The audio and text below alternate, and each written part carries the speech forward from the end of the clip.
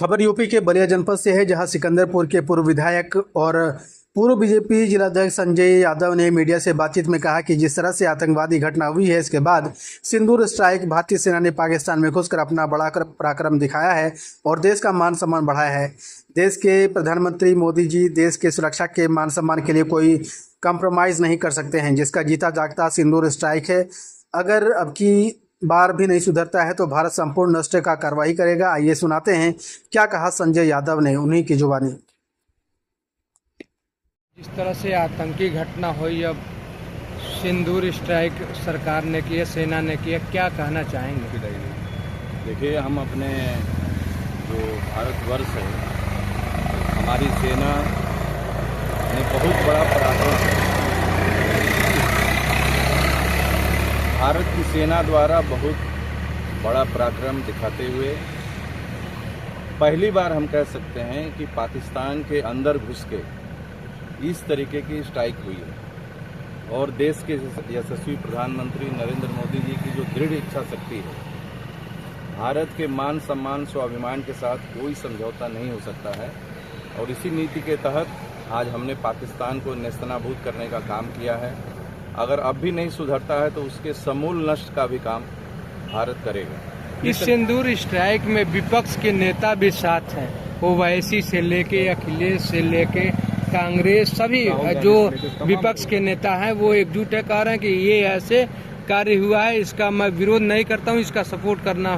क्या कहेंगे इस स्थिति में विपक्ष के नेताओं की ऐसी सोच सकारात्मक?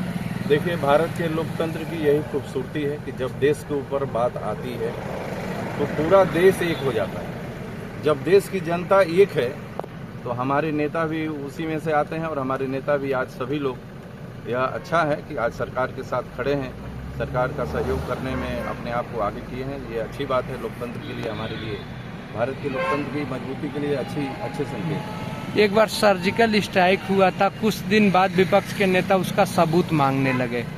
भविष्य में क्या हो सकता है, इसका भी कुछ विपक्ष के नेता मांगने लगेंगे क्या?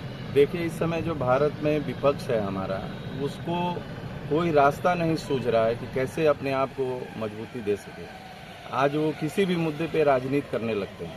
कम से कम देश की सुरक्षा के बारे में अभी जैसे ही हमारी सेना पूरी तैयारी कर रही थी, उस बीच में वो सेना का ही मजाक उड़ा रहे थे कि कितने दिन तक हम इंतजार करें, गलत बात कर रहे थे। लेकिन आज उनको जवाब मिल गया, हमारे विपक्षियों को भी जवाब मिल गया कि हम कोई भी काम, मोदी जी का कोई भी काम पूरी तैयारी से होता है, उसमें कोई कमी न रह जाए, कोई गुंजाइश न रह जाए।